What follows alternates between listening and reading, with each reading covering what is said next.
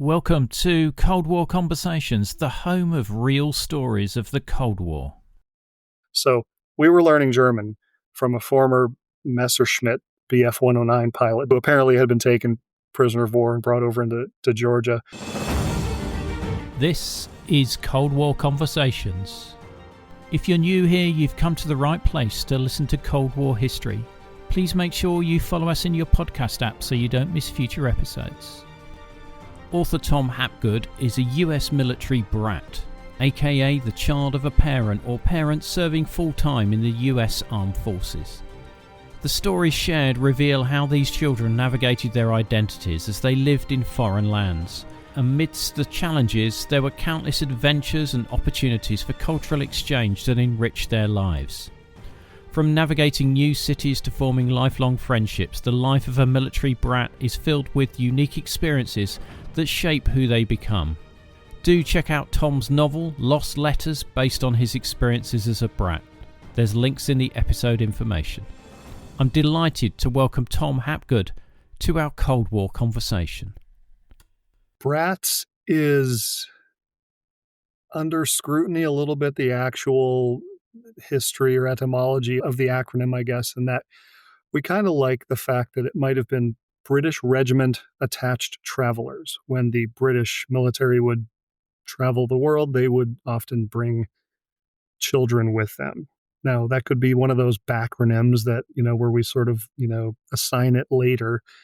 The other one is barrack rats, where we hear that maybe French colonial troops would also bring their families along and maybe even live in the barracks with the troops. And so the other troops would call other people's kids barrack rats.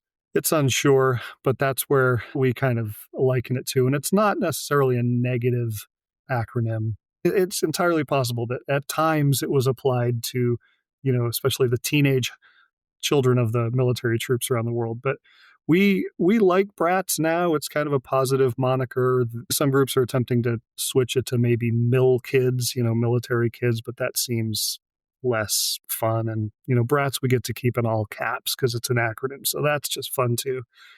So I think that's sort of the general consensus on where that acronym comes from. And it didn't apply to spouses, so it was kids it applied to that were attached to military service people abroad. Yeah, as far as I know, we had military. We had the person serving, the spouse, and then the kids, which are the brats. I mean, for the US military forces, what sort of numbers are we talking about worldwide at the peak of the Cold War? How many of these dependents were on bases around the world outside of continental US? There's a estimate that during those years, the military children actually outnumbered the serving members by 1.4 to 1-ish, because I imagine, people had multiple children. And if we look at the Cold War running, as we all generally understand it, to maybe mid-late 40s to 1991-ish, and my time was in Germany, we had about 47 major military bases in West Germany through those years. And I think at the peak, maybe 200 to 250,000 troops at any time at the peak were there, again, who brought a lot of children. And the Department of Defense estimates that today we probably have 15 million Americans who are current or former brats. So these children who lived abroad with the family. And so it's a number that at a certain time there's a number, but then also just today we imagine that probably 15 million people had lived this life, and that's by the Department of Defense. And that's a big number, and it's a unique lifestyle. And Tom, as you alluded to just a moment ago, you were one of these brats. So can you just give me a bit of background as to, about your parents and your first memory as a brat?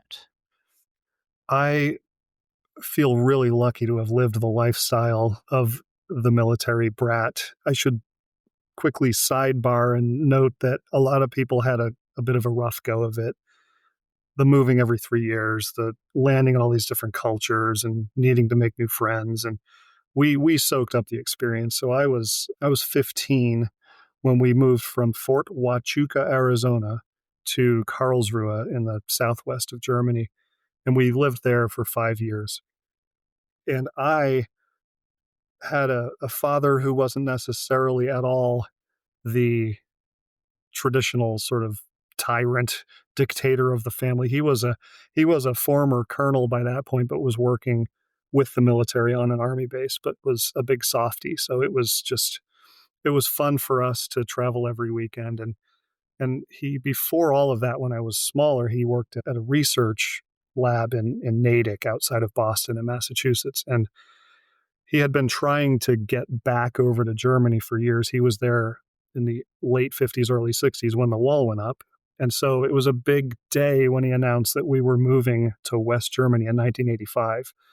And I remember being medium excited about it. I had seen a lot of his pictures of the castles and the trains. And so I was excited, but at the same time, losing my friends and all that stuff. But so we left Fort Huachuca in 85, and then within some hours and a combination of big airliners dropped into Frankfurt Airport. And I remember landing and seeing all the, what I now know to be C-5s and C-141s and all kinds of big transport planes there on the tarmac. And you kind of got, and it was a cloudy, dark day, and you kind of got a sense like, oh, we're dropping into something really interesting here. And what was your first impressions of West Germany? Presumably your bust from the airport to your accommodation. Is your sort of nose glued to the window, just taking it all in? After we landed in Frankfurt, my father's new boss picked us up, and he drove. This is one of the family lore stories. He must have driven 200 miles an hour. We weren't used to this. Of course, it wasn't 200, but it was fast. Left lane of the Autobahn, the left turn signal on, meaning get out of my way. My mother and I were in the back seat, just hugging each other for dear life, wondering what we'd gotten ourselves into. And he, we made it from Frankfurt to Karlsruhe in, minutes, it seemed like. And so, yeah, my face was turning outwards to look at the various bits of scenery, but also wondering if I was ever going to survive the trip. But we habituated pretty quickly. They put you up in the BOQs, this bachelor officers quarters. So it's kind of like a hotel. And then you take a few days to get situated, get a car, figure out where you're going to live. I registered for the high school. And then, we ended up just kind of walking around the city, trying to understand where we were. My mother and I had never really done this. And by that time, my sisters had moved out of the house. But I remember, the second day we were there, another coworker of my father took us down into Karlsruhe to one of the street side cafes. And I remember him saying, position yourself with your back against the wall, looking out into the street so you can watch the ladies walk by. And this was my first introduction to like the true European lifestyle. And I thought, okay, so, done, did it. Well, and had you been given any sort of acclimatization, training's the wrong word, but sort of like lectures when you were back in the States, or was it just you're on a plane and you're there, you're in West Germany? Really, it's the latter. And I may not remember, but I think we packed bags, visited my aunt in Philadelphia on the way, and then dropped in. So we really didn't understand what we're now. Did they offer these things and my dad declined? I'm not sure. I think they were going to count on the welcome wagon people when you get there to sort of hand you the brochures and help you get situated. How soon did you start high school when you were there? Was it straight in, or did you had some holiday or some break to just find your feet? Right. It was within a few weeks. We registered for the high school, very small school. It was probably, effectively it was kindergarten through 12th grade in a couple of sort of buildings attached to each other. And each year class had about, I'd say 20 to maybe 30 people in it. So compared with the high schools, I think we have thousands and thousands here in my children's high school here, but small school, really great teaching. It's a Department of Defense school. It was Department of Defense dependent schooling. Dodds was the organization run by the Department of Defense. They had a few other names, and now it's DODEA, Department of Defense Education Activity, I think is the name. But they ran many schools throughout. This organization, Dodds, at the time was already up and running in 1946 with on and off-site military schools in Germany, Austria, and Japan. And within 3 years, they were already running 100 schools by the various armed forces. So today, I think they run about 161. So yeah, it was 2 to 3 weeks. And another name for those of us who went through this experience is the third culture kids. We're Americans but we're living in a foreign country. And so we sort of don't feel like either of those standard American experience, or certainly not being Germans. So we lived this third culture in the middle. TCKs, you'll kind of hear it mentioned, third culture kids. So that was took a bit of getting used to, but very American high school experience with the sports and the cheerleaders and the lockers and the field trips, which were amazing. But it was a as standard of an American high school experience as they could make it, with the benefit of just having the world outside your door.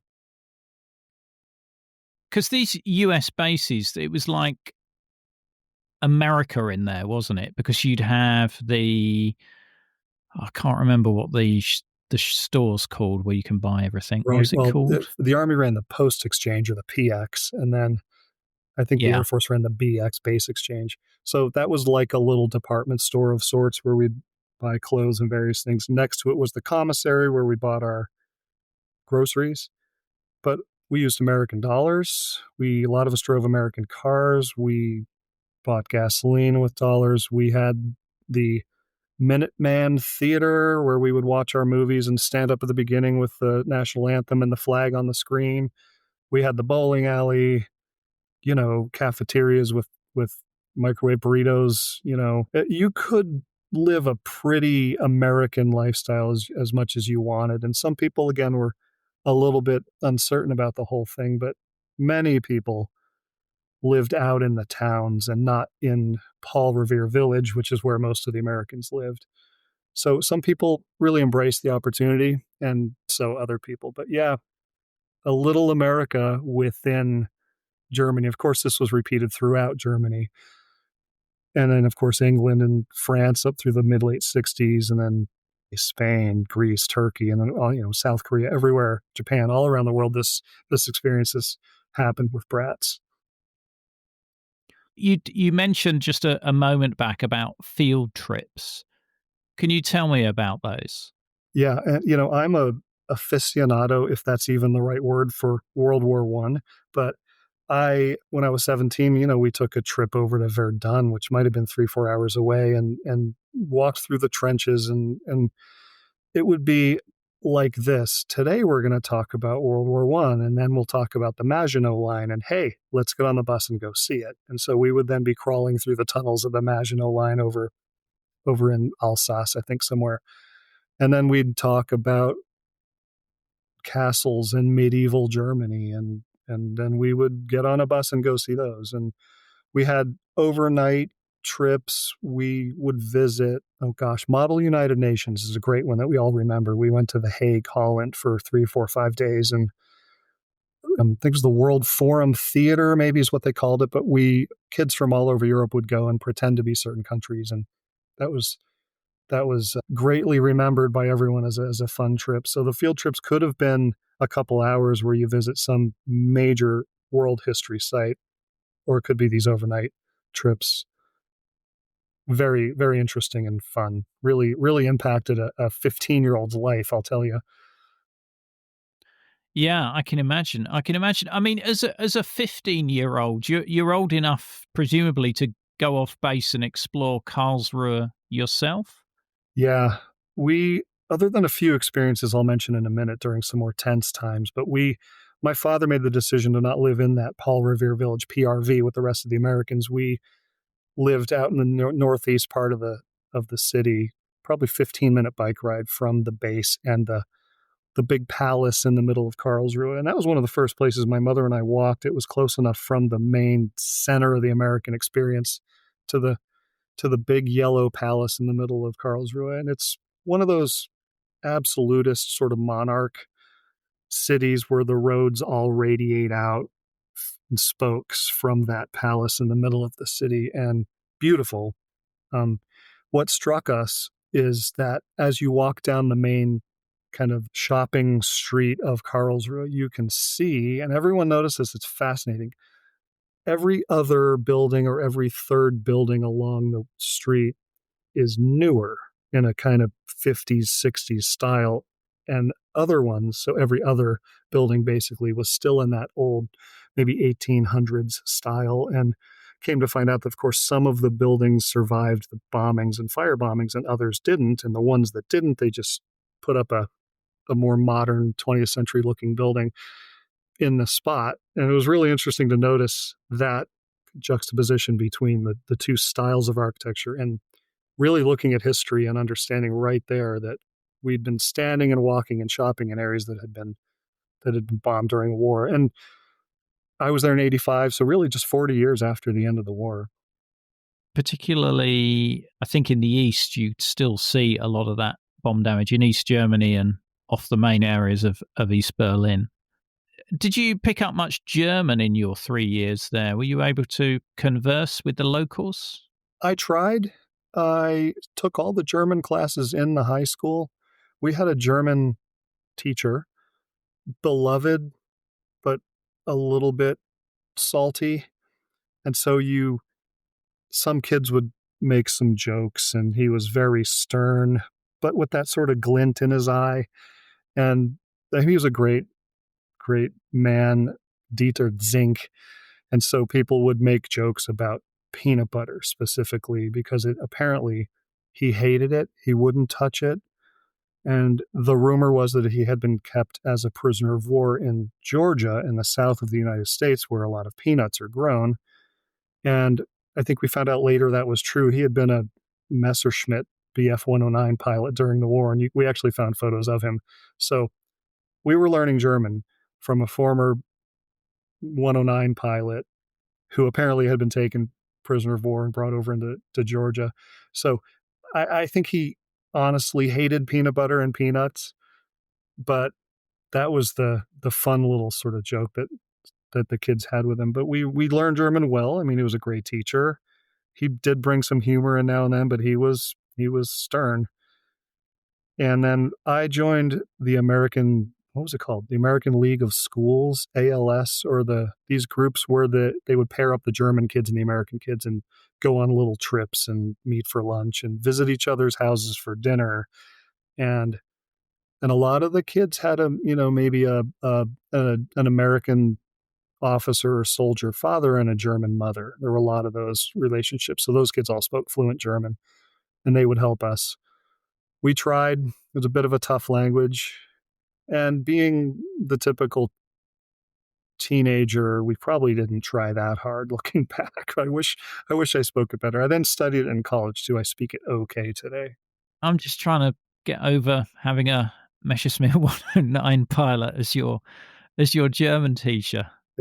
That's quite amazing. Yeah, it was great. Across the street in my little town, we had a woman who became friends with my mother. She didn't speak a single word of English, but her husband had passed away, but we would go into her house and visit her. And on the wall, she had a lot of photos of her husband who had been an FW-190 Focke-Wulf pilot there standing with his plane. And even at 15, 16, 17, I knew, wow, this is amazing. So we had a lot of those little stories where we were confronted with history.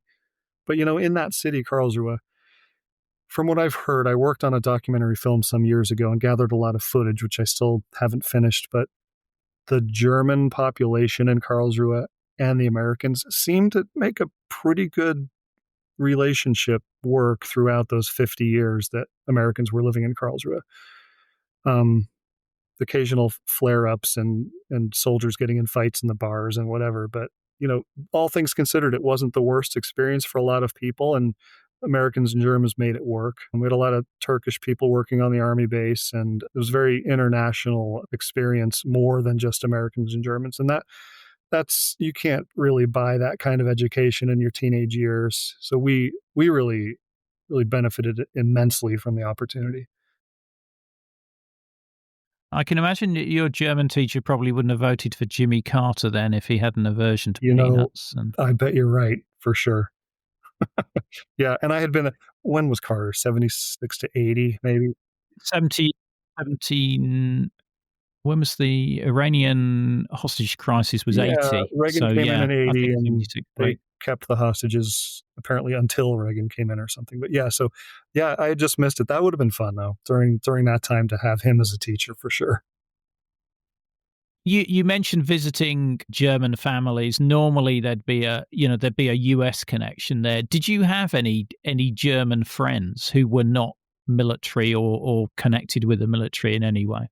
A lot of us did. I lived in a three-story house, and on the bottom floor was a German family, and they had two sons who were my age, and I got to know them pretty well. They liked model trains like I did, and they liked heavy metal like I did, and so we did some things together. They moved out at some point, and an Italian family moved in, and they had two daughters my age, so the fun continued, although less model trains and heavy metal than before. Um, but we all had neighbors, we all had friends, and again, people had German mothers or maybe sometimes fathers, and an occasional German kid would be attending our American Forces High School, and I don't know the arrangement there, so there were a lot of friendships, yeah. What were you doing when, you weren't at school? What were you doing in your downtime? It sounds like you were listening to heavy metal Yeah, and, I was listening and playing heavy metal. It was a big thing in the 80s. I was going to concerts, and again, my father and my mother embraced the opportunity. We were traveling, visiting museums, and hanging out with friends, and getting the Mercedes out on the Autobahn and playing Judas Priest and going 100 miles an hour. It was that American kids having a bunch of fun, but in the middle of also these international fun experiences going on. And yeah, and how far afield did your parents take you on trips? Did you see the Iron Curtain? we did. We just slipped it in '89. We took a family trip over into West Berlin, and I'll talk about that in a minute. A specific trip that all of us brats would take into Berlin. But we one experience I remember, we flew up into London Heathrow. We rented a car. We drove around very carefully through England, and we stopped in Wales, up into Scotland. We were in, I believe it was Inverness, or maybe it was Glasgow. We were staying at a bed and breakfast, and I remember the people who ran the bed and breakfast were named Diana and Charles, bizarrely different ones. But we asked him, he said, "Where are you from?" We're from Karlsruhe. And we said, "Have you ever been there?" He said, "No, I've never been to Karlsruhe. I only bombed there." And so we talked to him a bit about that. I flew a Lancaster or something and had bombed Karlsruhe. So had a little chat about that. That was fun. Um, Italy, Spain, just high school trips and family trips all over. Skiing, beaches, really amazing opportunities we had. Absolutely. And as you say, a unique experience for somebody of that age from the US. You were going to mention another trip to Berlin. Well, actually, can you tell me you went on a trip with your parents to West Berlin? Did you cross into the east during that visit or not? Yeah, when we visited West Berlin in '89, we stood looking at the wall. We went to Checkpoint Charlie. We looked over the wall. We looked at the graffiti on the wall, various things. But we did get on one of those buses that would give you a little tour into East Berlin. I think it was a U.S. Army olive drab green army bus that we drove through Checkpoint Charlie, and then they let us off at a few different predetermined locations to get some photos. And we do distinctly remember how different it was in the East compared to the West. And I don't think it's dramatic, kind of retrospective, but the people didn't seem all that excited to be living. And the we got ice cream at one point, and it was ice with a dash of some sort of, like it was sort of shaved ice with a dash of some sort of flavor that didn't really have any flavor. And we ate at a restaurant, and it was one of those almost like a Soviet cafeteria feel. And of course, the cars were just those, what was it, Skodas and Ladas and Trabis, and it was really out of the movies, that experience of getting to just fit in a trip into the East Berlin situation before the wall came down. And I remember sitting there looking at it, and I remember we were saying, if this ever comes down, people are going to come at this with pickaxes, and of course that's what we saw shortly after. So that it was an interesting experience to see West Berlin and East Berlin right before the wall came down. What month was that you were there? You I think it remember? was May. I remember right. Okay. I was there. May, Yeah, June. We might have crossed paths somewhere along the interesting. wall. Yeah. I mean, it almost seems like another life at this point, it was so long ago, and the world has Yeah. changed so much. You know what? I look back and I think, what I wouldn't have given to have had a digital camera and just been able to take as many photos. And I think I took 2 rolls of Yeah. 36, which was, you know, but yeah, incredible experience. Incredible. Now, during the time that you're in Karlsruhe, there's a sort of rise in terrorist incidents, particularly Red Army faction, the Bader-Meinhof group. Were you given any specific warnings as to how to behave or to avoid certain situations? Yeah, the Bader-Meinhof group, sometimes called the Bader-Meinhof gang, which I think is a more fun name, but they had assassinated a federal prosecutor in Karlsruhe in 77. We had, I think, the Supreme Court in Karlsruhe maybe still is there, right next to the palace. And so a lot of tension there generally, but they had been bombing various places throughout Germany. They had bombed the Frankfurt airport months, I think, before we got there. My father never mentioned that to us, if he knew. Um, but they had killed various people throughout Germany from 70, and I read up through it. Actually, they were sort of they were formed up through 1998. Apparently, I didn't know this, but if the site I checked is true, so we had the tension of general Cold War tension, and then if there was this kind of leftist Red Army faction that honestly, I don't remember it too much. I remember a lot about the feeling that the Soviets were coming any minute, but this Red Army faction, I don't know if we talked about it too much, but it did inform probably the the advice we were given to just be careful generally as we went through the city. They caught one of the members about a year and a half ago in Oh wow. Berlin who had still been on the run, and there's still 2 more that are out there. They've been robbing banks in the Netherlands or somewhere Oh like that, wow. and there's still 2 on Oh, the run. interesting. I'm look Yeah, I'm the reason I know this is I've been researching doing an episode about the Red Army faction and was sort of digging into it, and yeah, it's pretty incredible that there's still, some of them on the run there. Now, it's you mentioned going on trips with your parents, but you also had trips to various locations as part of the school, as part of the sort of like the educational program or even the sports program. Can you tell me anything about those? Yeah, so each of our high schools had various sports teams, and we would play the other Department of Defense schools. And there were many dozens of them. Maybe were there something like 47 or 50 schools in Karlsruhe.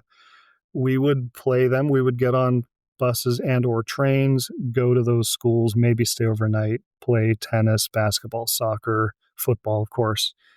The one everyone talks about to this day, it's gone down in legend among brats, is the trip to Berlin that you would take. And it was a night or two trip. And the Berlin Bears, Berlin American High School Bears, we saw them as this other level of awesome because they literally lived on an island in the east of the Warsaw Pact.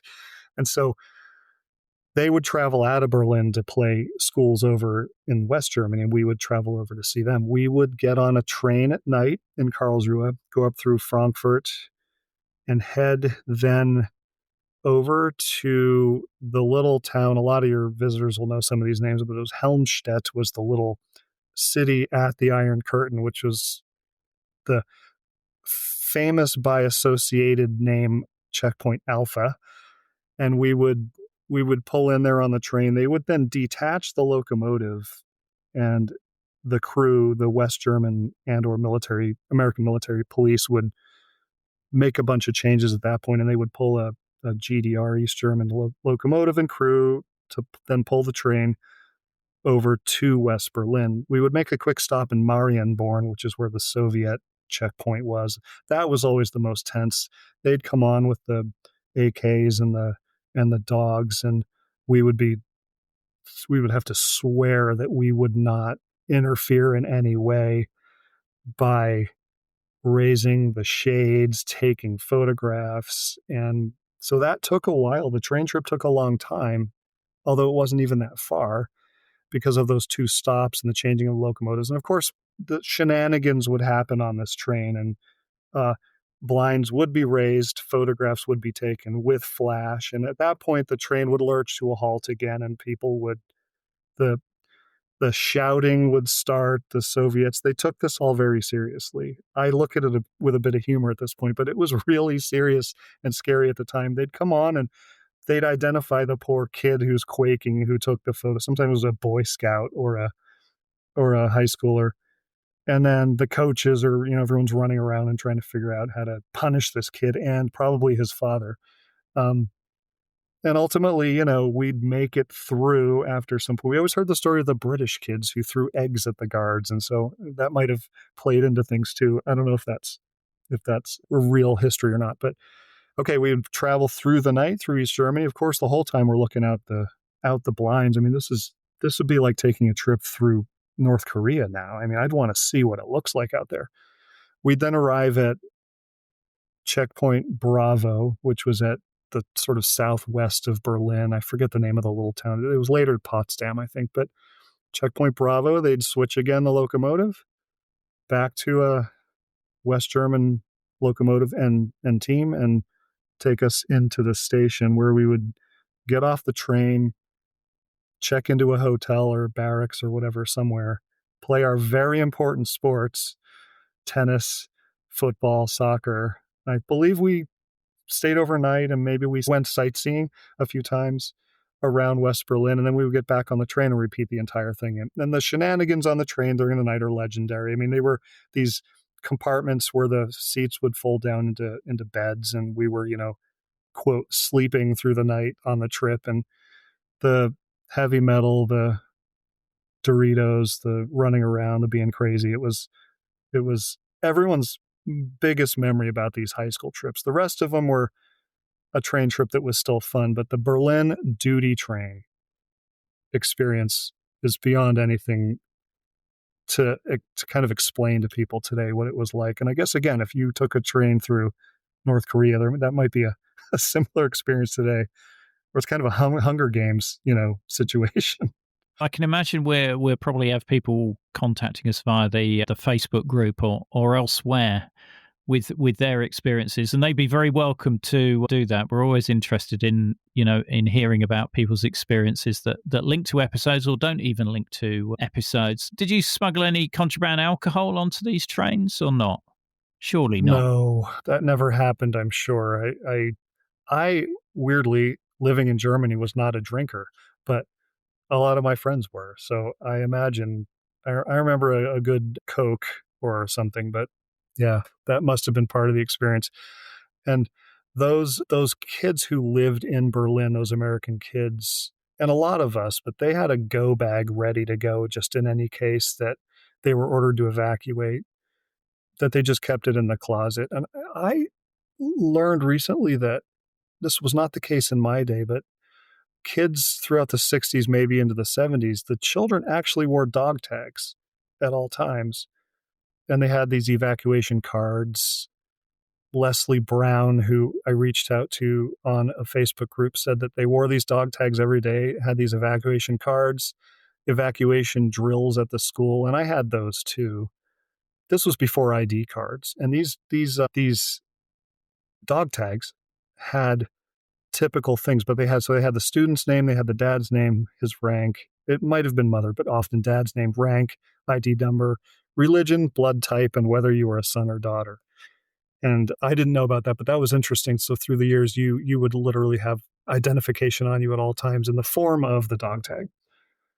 That is interesting. I mean, what were you told about what was going to happen should the Soviet hordes pour across the inner German border? We were a little bit lucky in that we lived about as far from the east as possible. Karlsruhe is down in the southwest of Germany. There were a few further down south, but we had maybe a little more time.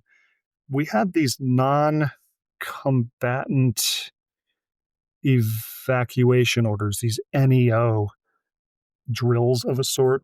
We would go to the high school gymnasium and kind of pretend that the balloon had gone up and the Soviets were on the way, and what do we do? And the idea was that we were going to go cross the street. We had a dirt airfield. It was mostly a helicopter base, but we would apparently C-130s or whatever would swoop down in, and we'd all climb in the back, kids and parents and mothers and pets, and be lifted out of there and head west. But, we come to find out later that those C-130s would have been doing some other really important tasks, and maybe it was just to kind of help us be calm in the idea that something was coming. More likely, we'd get in our cars and head for the bridge that went over into France and just keep going. So that was a drill we would do kind of frequently. And the one other trip I'll mention real quickly is we would play sports against Fulda American High School. Fulda was the Fulda Falcons, and that was the home of the 11th Armored Cavalry Regiment, the Black Horse Regiment. And so we would go, our little bus would pass into the main gate, and we would see the tanks lined up, and we thought the Black Horse logo on the shield was really cool. And as we would play our tennis match, the rest of us would be sitting on the bleachers. And I remember this one match, it was eternal, it was endless. These two girls hitting the ball, moon ball back and forth to each other. It went on for hours. It was this kind of stalemate. And there we sat on the bleachers, and behind the courts, we could see the Fulda Gap, the famous Fulda Gap where the Soviets were going to come through. It had been used in the past by various armies. And it was a funny moment. I remember somebody saying, what do we do if they come through right now? And we grab our rackets and just start running west. And there were nuclear landmines over there, and some guy attached to a wire was going to push a button. And so, it would have been wild that we were sitting there playing tennis and then having that happen. It literally could have happened at any moment. So that's one we all remember too. I think Shaquille O'Neal actually went to that high school when he was over there a few years before me, the basketball player here. Did you play any matches against some of the other NATO brats? So I'm looking for a classic football match, US against the British. Did you ever have anything like that? I'll tell you, I was on the soccer team, and we had our American style of playing, just speed and strength and pushing hard. And it was so different. We would play the local German teams, and they would absolutely destroy us because of their precision, and they've grown up with it. Meanwhile, we're playing with rackets and footballs also. And so it's what I blame our lack of a soccer prowess on, is just other sports getting in the way. But so we would play them. It was hard. We would go up to Wiesbaden. There was a all Europe tennis tournament there, and there were a lot of kids there, mostly American kids, but we also had a lot of NATO kids that would come. And we had SHAPE up in Belgium, Supreme Headquarters, Allied Powers Europe, AFCENT, I think that was in the Netherlands, where there were a lot of kids from other countries that would show up at these events. And so I think it was mostly we'd play other American high schools, but at various times we'd have some other nationalities there with us. Yeah, but no football match against the British. No, sadly. That is a shame. At least maybe it happened and I wasn't there, but if we could go back. Opportunity missed, I think. Massive opportunity missed. Did you play any tennis there? Were you playing tennis as well as football? My main sport was tennis, and it was a different crowd than the American football crowd. And I remember that the interesting thing was that the varying court surfaces we would play on. We'd go down to Munich and play Munich American High School in tennis, and the courts were some sort of Lego plastic material. It was very strange. Then another place, whether it was Ulm or Berlin, I think Berlin had a bubble over their clay courts, and I think we had grass courts somewhere, and of course the hard hard court surfaces everywhere. So that was interesting alone. I think if you played tennis here and traveled to other schools, it's going to be entirely hard court. So even just the surfaces of the courts were very different depending on where we ended up. I'm interested to know because I do play tennis a couple of times a week, and I was intrigued to hear your experiences of a European clay court because it's such a different pace and way of playing on there. You're sliding into shots, and it's We so loved it. different. I love getting dirty playing tennis, and I love the sliding into the shot. And by far, that was our favorite. Our favorite surface. Grass was too fast, and the Lego was just some of the. I don't even know what that was called. Yeah, I've never even heard of that. Wow, going to research the Lego Yeah, there'll tennis probably court. be no results because I don't know what to call it. Yeah, yeah, or it'll come up with loads of Lego sets of tennis players and Right. things like that. So, when you look back at your time as a brat in Germany, what would you say was your best time there? What was the thing that, really sticks with you as being really memorable and really good for you? And you can guess what the next question's going to be Mm. after this. I want to say everything because we had such a great time. Um, I had jobs. I had a job on Gerzuski Barracks. Karlsruhe had 5 or 6 caserns or installations, and I had a job working on tanks and armored personnel carriers and self-propelled cannon M109 self-propelled big tracked vehicles, pulling tracks off, greasing wheels. It was terrible work in the summer, but it was so fun. I got to ride in an M1 Abrams, and that stands out. It was a bunch of high school kids yucking it up and working hard and making relatively good money on an army base right near the Rhine River.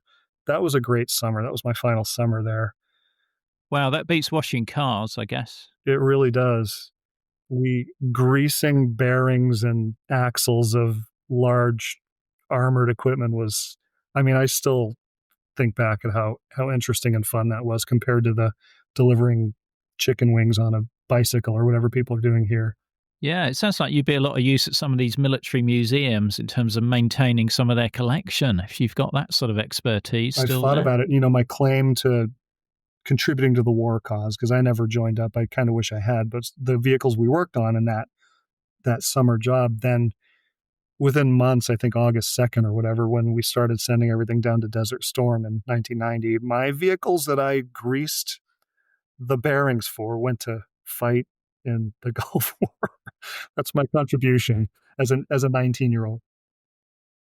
So, what was your worst experience, Tom, of being there? Or something that happened to you that was, I don't know, not great for you, made you sad. I'm going to go ahead and list this, and let's see if this works for the answer. In April of 1986, we had sent some fighter bombers down to Libya to bomb Libya as a response to some terroristic bombings they had done in various places, including a discotheque in Germany. And at the conclusion of that little incident of the bombing, we were not allowed to meet in groups of more than 10 at school or church, weren't allowed to wear, and this was the hardest part. I say this jokingly, but we weren't allowed to wear our leather jackets, our Nikes, or our Levi's into the city because we would easily be identified as Americans. And I think the mullets, well, Germans wore a lot of mullets then too, but there were a lot of ways to tell that we were American kids, but it was really tense. A lot of new kind of hardened or barriers had gone up in front of all the installations. Everyone was tense. A lot of parents were kind of ready to deploy um, and not being able to. It was a little bit like a tiny, tiny experience of COVID, maybe, where all of a sudden we had to be really isolated for a couple weeks and not meet and see other people. And pre-internet, we were really isolated. That was maybe the scariest time that I remember. And anyway, yeah. So you're there when the wall comes down as well. We were. My father then was there when it went up and came down. It was interesting. So I sadly didn't then get to Berlin again. Everybody I knew was getting on, piling in cars and going and chopping pieces off the wall. And I have a lot of pictures of my friends there, but for whatever reason, I was heading off to college and I couldn't couldn't make it. Can you remember how you heard that the Berlin Wall had opened? I think in my memory, it took a lot of people by surprise, even though if you look back, there were a lot of things leading up to it down in some of the other countries. People were already driving across and whatever. But I remember I had just arrived at college and it was on the news, and I sat around in a dorm with a bunch of people watching. And I think I had left Germany maybe 5 days earlier. And I remember it wasn't talked about. It was a little bit of a surprise. But I mean, I think weeping at one point. It was shocking, the footage of the people on top of the wall. I had just been there a few months before to see the people coming through the wall and the Trabis and the Skodas and the little cars coming through the wall and everybody hugging and it, being this. You couldn't have imagined the wall coming down in the late 80s. It was something that wasn't going to ever happen in our minds. The shock was off the charts. Crying. It was something in my mind is one of the biggest events I think of my life that I've ever seen is just the footage of that day that it opened up and the East German guards standing there just sort of like, yeah, whatever, we don't know what to do. Go ahead, and people chopping at it and climbing on it. And I do wonder if the Scorpions, as influenced by the CIA, going over and influencing in the Soviet Union and planting the seeds of freedom of heavy metal, really contributed to bringing the wall down. There's that story that the CIA asked the Scorpions. They deny it, but the Wind of Change years, those were just interesting, fun years. Yeah, I always thought it was David Hasselhoff who brought it down. The Hoff, maybe. Yeah. Yeah, yeah. But you're right, immensely powerful scenes. I remember clearly watching the news that night and thinking, this is real history that's happening in my time. Something that is going to be remembered for many, many years to come as a monumental moment. And even then, we didn't really expect the Soviet Union was going to fall apart.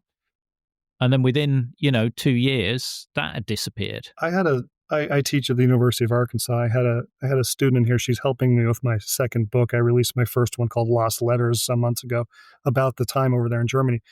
And I asked her, so I mentioned Checkpoint Charlie, and she is one of the generation. She's a smart person, but she hadn't heard of Checkpoint Charlie. And so I kind of went through, well, so the Cold War was this and that. And so it's hard to describe to younger people today. It would be like visiting Korea today, and there's no sense that the DMZ is they're ever going to pull those fences down and join those two countries again. There's no sense that would ever happen. It's like that today.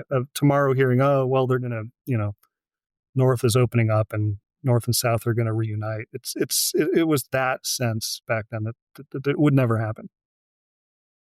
So you mentioned there your book Lost Letters. Can you just tell me a bit about what that is, and does that reflect your own experiences in there? In 2020, I was on a sabbatical from the university, and then the sad thing is really everybody was on a sabbatical. So my sabbatical wasn't as interesting as it could have been because everyone was at home off of work because of COVID. But I, during that time, started thinking. I had a moment to think. I started to write a memoir, and as I got a little way into it, I thought, there's enough here to make an interesting novel about my life and the life of all these brat kids living over in Germany. And I researched a lot. I talked to my acknowledgements page is a full page of people. I talked to historians, medieval historians, U.S. Army historical historians, Germans, Americans, brats. So all the history that happens in it is accurate, but I've woven a novel throughout it. And we had a very prominent former German military officer living in Karlsruhe from 54 to 61, and he had been tasked by the U.S. Army to write the history of the war, especially in the East. As the United States was about to potentially get into a third world war in the East with the Soviets, we really wanted to know how to fight them. And so we hired Germans who had done that They knew where the rail lines were, where the factories were, where the fighting styles and what had worked and what hadn't worked during the Second World War. So they hired this former officer, and he hired a team of hundreds and hundreds of people, and they created hundreds and hundreds of documents. They were very nice to themselves, and it's where we get a lot of the idea of we were just following orders and these kind of things. So he was living in Karlsruhe at the time, and so a friend of mine had lived in that apartment years later, and they'd get mail for him at the apartment.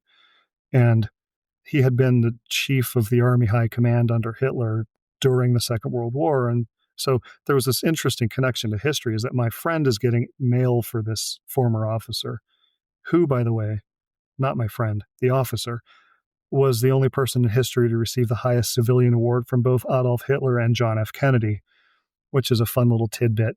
And so that was happening right there and in the city where I lived. And so I wove all that with, I teach typography and graphic design. And so I wove in some medieval typography in monasteries and World War II and post-war history and brats living in Karlsruhe and some things that did happen to me personally and other things that didn't. And it's called Lost Letters, and I released it a few months ago. It's a lot of the brats are really liking it because it takes them back. It's a bit of time travel, and it's been interesting and fun and therapeutic for me to work through what all that meant and to relive it again. And it's for sale wherever you can buy books, ebook and printed book. And there will be links in the episode information as to where you can buy the book as well. So do check that out. Now, behind you, Tom, that looks like a German registration plate on the wall. Is there any significance about that? This is the license plate of Karlsruhe. As many listeners may know, that in Germany and other countries, the first two letters. So the license plate on my wall is KA-M and then some numbers. So the Karlsruhe license plate. Now, we didn't have those license plates. We had U.S. Forces license plates, were the little rectangular ones that mimicked the United States license plates. So that's just a fun memory. It's hanging right below the Royal Air Force's 1944 map of Karlsruhe that they used to plan the bombings of Karlsruhe. So that's just an interesting. It's a poster-sized map of the RAF's map of Karlsruhe. Yeah, the license plate is, and then it's surrounded by some old heavy metal festival posters, Monsters of Rock, mid-late 80s posters. And my students come in and are a bit shocked at the range of bizarre artifacts on the walls in here. It's brilliant. It's brilliant. It's interesting that the US military had different license plates because the British discontinued that policy after the IRA started attacking their troops in West Germany. Because, I mean, your license plates, mind you, if you're driving an big American car in Germany, it's going to be pretty apparent that you're probably US forces. But I guess if you have a regular German civilian car and you've got one of those plates on, it still identifies you as US forces. Yeah, and not only that we would have these American, very obvious American, it had a USA on the license plate, different size, different shape, different color, USA on it. We also had a lot of, had that oval sticker that we would put also on the back of the car that said USA on it. So, and you'd see the D for Germany, various other countries. I don't know if that was a trend or tradition or whatever, but so as if it wasn't clear enough that we were American from the license plate, we also had the USA and the gigantic Chevys and these station wagons and SUVs that the Americans, so the military would allow you to bring your car from the States. And so they'd ship these cars over. And so there were a lot of indicators that you were an American driving around. And yeah, I did often wonder about that. Should we not just try to blend in more? But yeah. I guess you were lucky your dad was posted somewhere that drove on the right rather than the UK, because it was obviously the same thing. You could bring your own car to the UK if you were serving in the US Air Force, for example. And our roads, a lot of our roads aren't designed for vehicles of that sort of width. Right. Now, with the end of the Cold War, a lot of these bases were closed, which would have had significant effect on the locals and the local economies? So we have footage available from the day that the U.S. Army pulled out of Karlsruhe, Germany, 1995, I think in maybe the spring or summer. It was a suitably rainy, overcast day with the ceremony with the flags and the music and the band. And it was in the main Platz, the main square down in Karlsruhe, ringed by hundreds and hundreds of German people watching. And it was a moment of history where this entire community that lived in the middle of Karlsruhe, I mean, at its peak, it was 12 to 15,000 Americans living there in the center of this town, along with all the other installations throughout Germany that were closed and repositioned in mid-late 90s, let's say. Karlsruhe closed in 95, and it was a suitably moody day because generally the Americans and Germans in Karlsruhe had a good relationship. And I interviewed the final community commander of Karlsruhe some years later when I was researching for a film. And interesting, he says, to one day pick up a town and move it out of the center of another town. And the housing, people left their cars, people left their pets, people left all their furniture, all their belongings. It was a massive cleanup effort to try to bring in the different services that would be needed to deal with all of this. And when the base closed, there were a lot of what we call the local nationals, whether Germans or Turks or French people who worked on the bases, would suddenly be unemployed. I think maybe they had been allowed to try to transfer to a different city or something. But the intermarriages of the officers and soldiers and civilian Americans who had married French and German partners, and the hit of the economy of the city was certainly kind of big, because especially when the exchange rates were good. I mean, the Americans had relatively a lot of money sometimes to go down and drink and shop and visit. So it's something that we don't really maybe think about as just an entire town packing up and moving. And all those people, of course, got repositioned to bases in the States, other bases in Germany. And then now it's just bizarre to think that a lot of people are being positioned forward over in Romania and Poland. And I mean, we couldn't have imagined that back then, but so it was a big change for Karlsruhe. And all these, there were in the years right after the Cold War ending, we had these base realignment and closures, these BRACs, where the government here, the people in Congress kind of took a look at the budget and where do we need all these forces in these forward places still when the Soviet Union fell apart. And the reduction in forces and the presence in Europe and other countries just massive in those mid late 90s years after the end of the war. We felt that quite a lot in the UK, particularly with the US Air Force bases out in the east of England, places like Upper Hayford, Greenham Common, those sort of places. Because, there's a load of people in these bases with a lot of money who want to spend it. And big effect on the local economy. Let me throw in 2 1-minute snippets. We remember strongly when the Chernobyl incident happened, and you could see that, I mean, on the maps, on the news, they would show the cloud coming, and we apparently had been in that reception of the cloud after Chernobyl blew up. And I had a couple people on Facebook, Jason Lady, said that he remembers the Chernobyl disaster happening, and there was a girl on the school bus saying that they were all going to die of radiation poisoning. And then he remembers people in white suits with Geiger counters coming into the front yard, and apparently the Geiger counters were off the charts.